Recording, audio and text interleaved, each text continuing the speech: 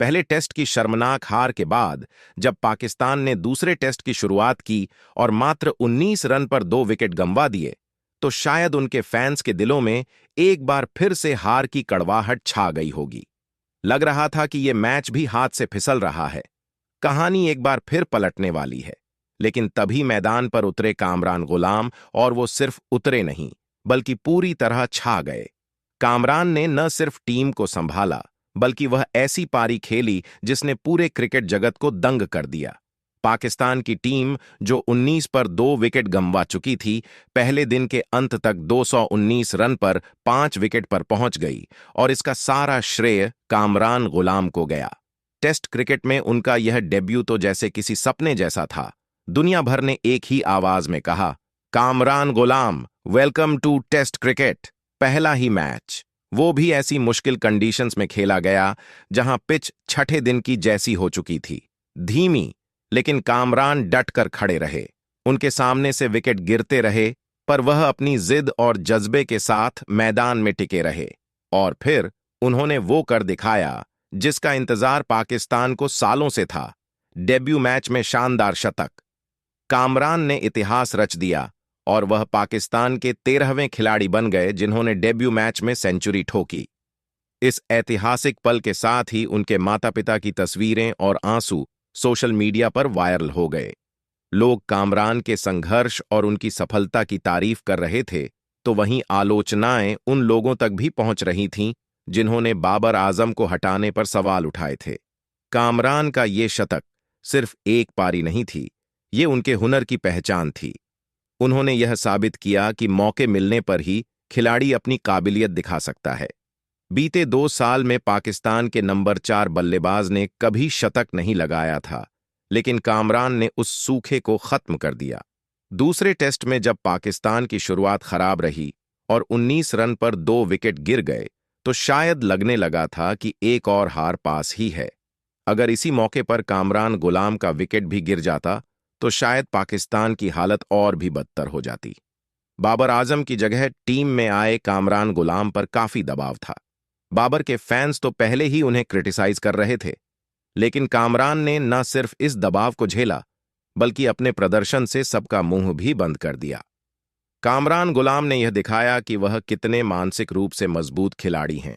वह पाकिस्तान के 13वें ऐसे खिलाड़ी बने जिन्होंने अपने डेब्यू मैच में शतक लगाया।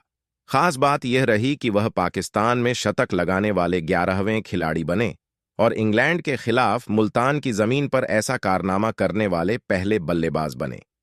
ये वही मुल्तान की पिच है जहां तौफीक उमर ने 104 रन बनाए थे, लेकिन वह बांग्लादेश के खिलाफ था।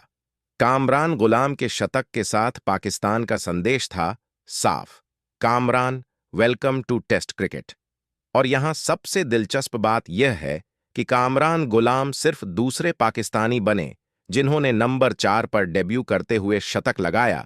इससे पहले यह कारनामा 1982 में सलीम मलिक ने किया था। बाबर आजम को रिप्लेस करना और उनके स्थान पर शतक ठोक देना अपने आप में एक बहुत बड़ी बात है। ये पारी इसलिए भी खास रही क्योंकि शुरुआत में अब्दुल्ला शफीक जल्दी आउट हो गए। कप्तान शान मसूद भी फ्लॉप रहे और इंग्लैंड के स्पिनर्स हावी होने लगे थे। लेकिन कामरान ने सैम अयूब के साथ मिलकर एक शानदार साझेदारी की, जिसने मैच का रुख पलट दिया। पहले दिन के अंत में पाकिस्तान 259 पर 5 विकेट पर था। ये स्कोर जितना दिखने में छोटा लगता है, मुल्तान की धीमी पिच पर उतना ही अहम था। कामरान ने सिर्फ शतक नहीं लगाया, बल्कि पाकिस्तान की उम्मीदें भी जिंदा रखीं। उनकी पारी इतनी महत्वपूर्ण थी कि सिर्फ 3 खिलाड़ी ही डबल डिजिट में रन बना सके। रिजवान 37 पर नाबाद, सैम अयूब 77 और कामरान गुलाम 118 पर आउट हुए। बाकी सभी बल्लेबाज सिंगल डिजिट में ही सिमट गए। कामरान गुलाम को इस मौके के लिए लंबा इंतजार करना पड़ा।